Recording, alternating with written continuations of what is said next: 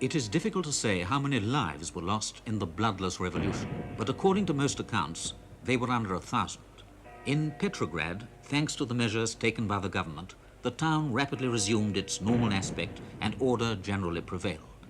This was especially noticeable on the occasion of the burial of the victims of the revolution in the Champ de Mars on April the 5th, when a never-ending procession filed past in the most perfect order from 10 in the morning till late in the evening. There were in all but some 200 coffins, and as each one was lowered into the grave, a salute was fired from the fortress. But no priests officiated at the ceremony, which was divested of any religious character.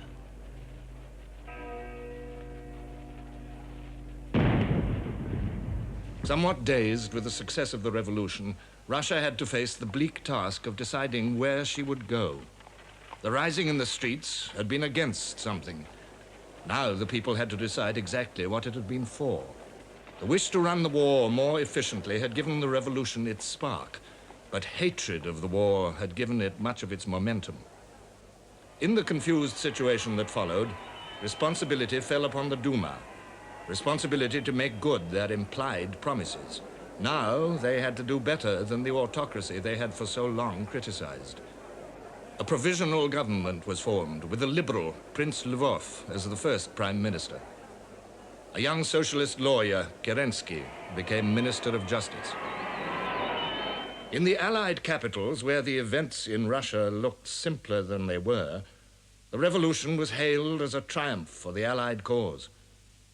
The London Times commented, "The army and people have joined hands to overthrow the forces of reaction which were stifling the national aspiration and strangling the national efforts."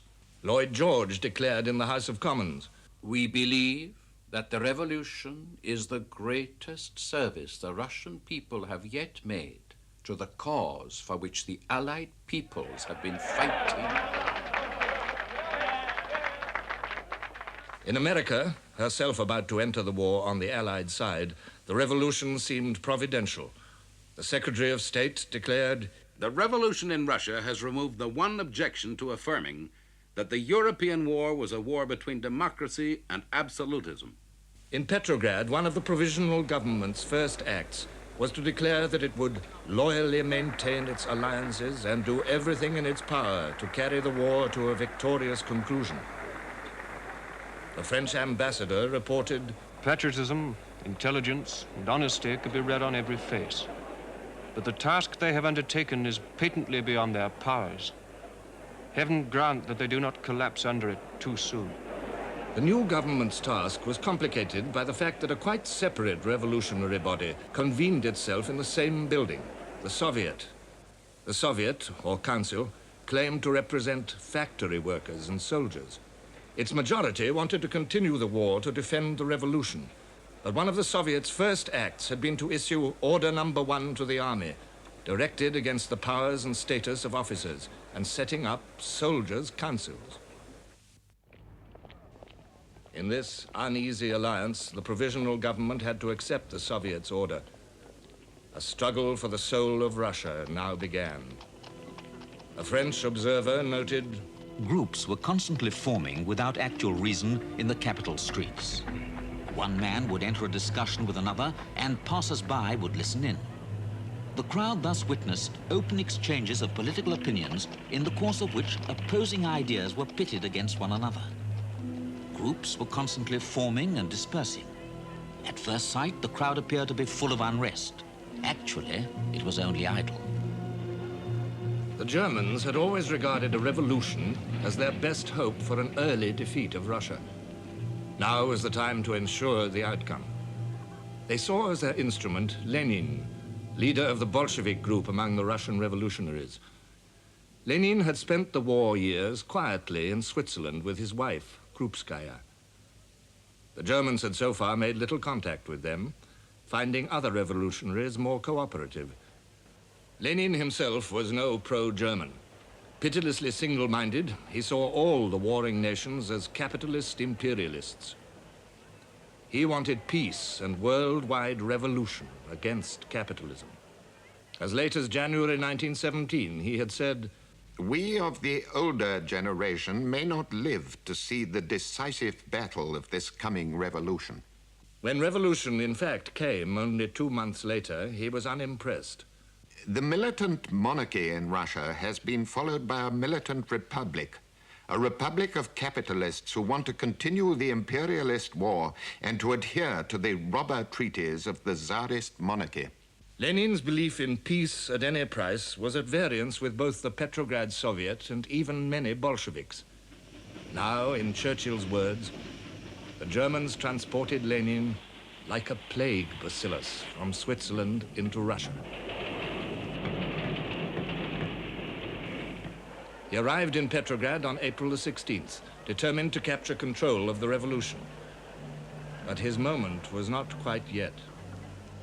The man of the moment was Kerensky. Unlike Lenin, this socialist lawyer, a compelling orator, honest, shrewd, energetic, wanted to continue the war. Kerensky's efforts to reinvigorate Russian society in defense of the revolution against German imperialism found a response among the Petrograd crowds. A freedom loan launched to support the revolution had a great success.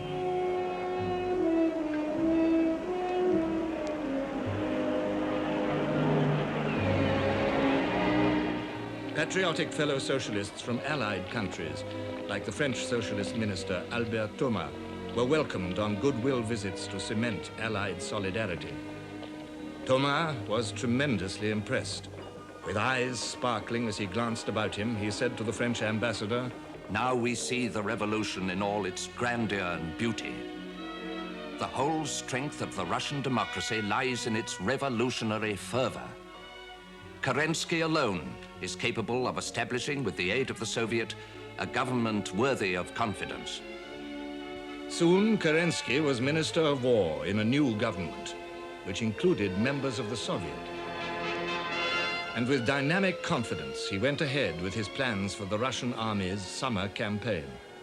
As in 1916, it was to take place in Galicia. But in the army, the virus of revolution had spread. The cracks in discipline were widening. An English observer wrote, Desertion had set in wholesale. In very few cases did the men leave the front trenches, but as soon as they were moved into the reserve, they decamped in a body.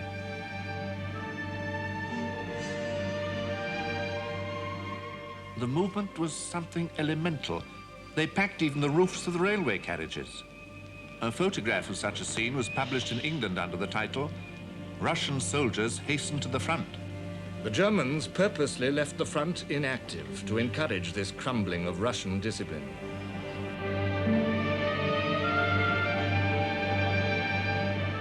General Brusilov, victor of last year's campaign, had to spend hours arguing with soldiers, delegates, and committees who had their own strategic ideas.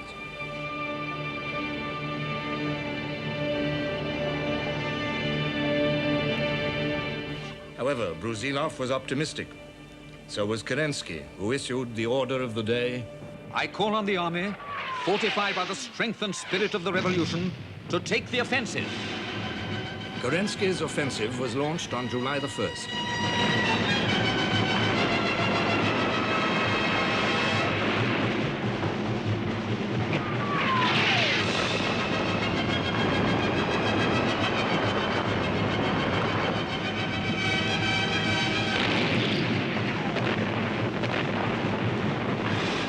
There were some initial gains.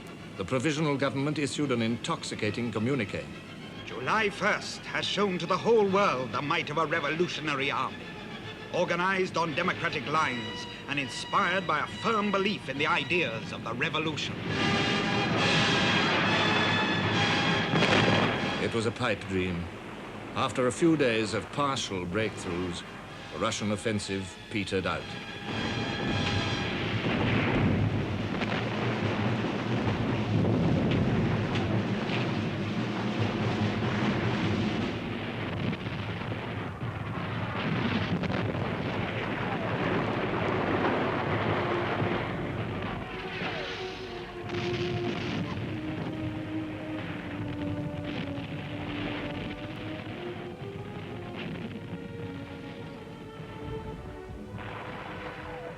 British military attaché reported, They had lost many of their officers and had no incentive to further effort. In fact, they knew they could retire without fear of being punished. As a Russian artillery general expressed it, they felt lonely out in front and went back to their dugouts to sleep. Then the Germans and Austrians counterattacked. The rout of the Russian army was overwhelming.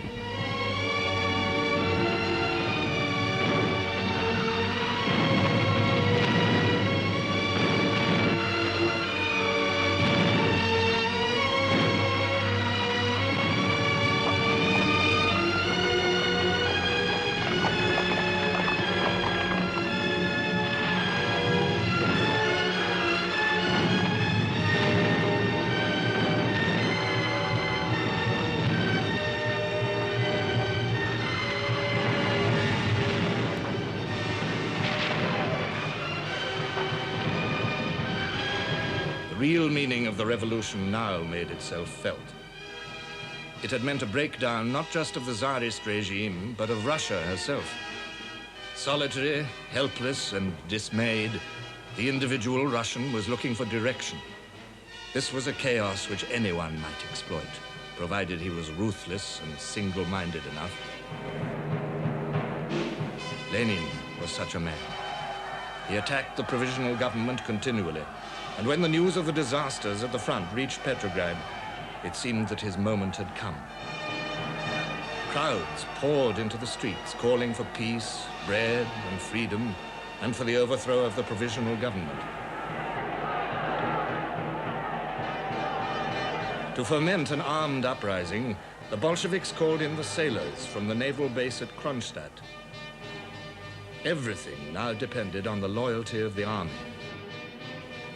An observer wrote, Looking onto the square, I saw an endless multitude packing the entire space as far as the eye could reach. A mass of placards and banners with the Bolshevik slogans rose above the crowd. In the left-hand corner of the square, the black, ugly masses of armored cars loomed up. A French correspondent reported, Suddenly, a shot rang out. Whence had it come from? By whom and against whom had it been fired? Nobody seemed to know. But it was immediately followed by other shots, which soon increased to a wild fusillade, dominated by the sinister rattle of the machine guns. The bullets whizzed through the wildly fleeing crowd.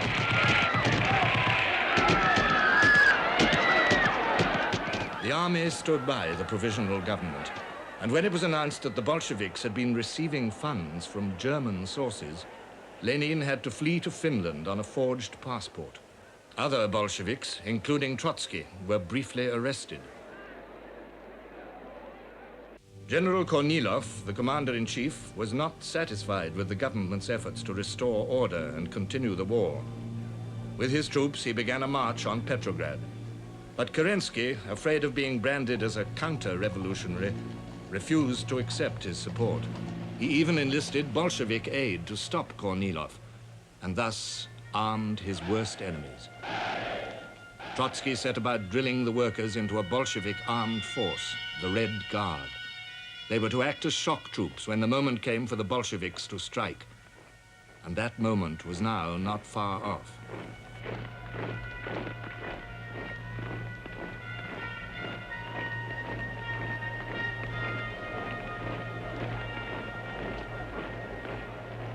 The Germans did their best to hasten it.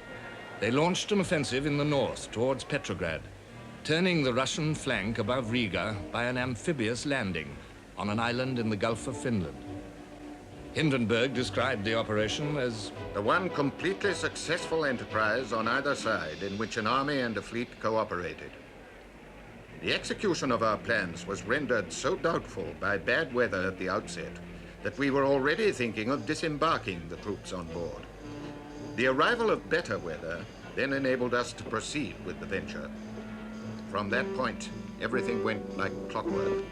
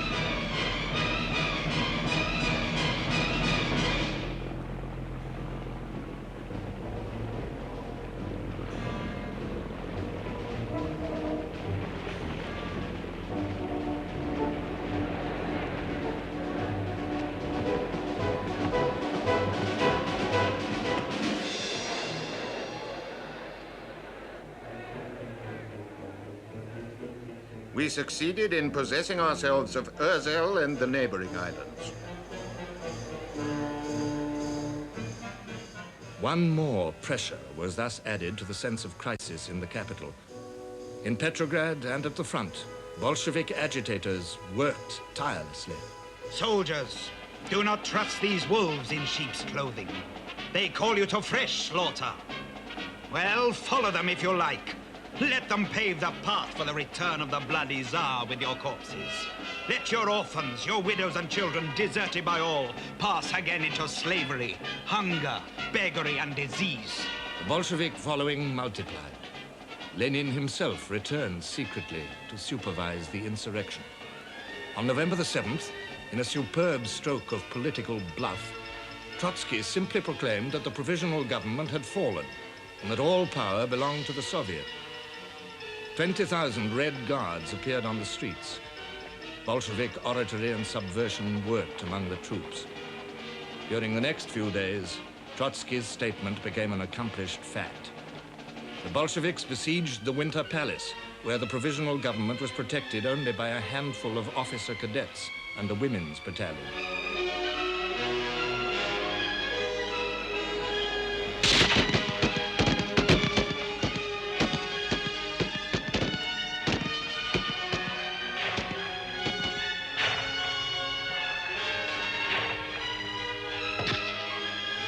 In a matter of hours, the Bolsheviks captured the palace and arrested the provisional government. The provisional government, like the Tsar before it, had fallen without a struggle. Now Lenin could honor his promise of peace.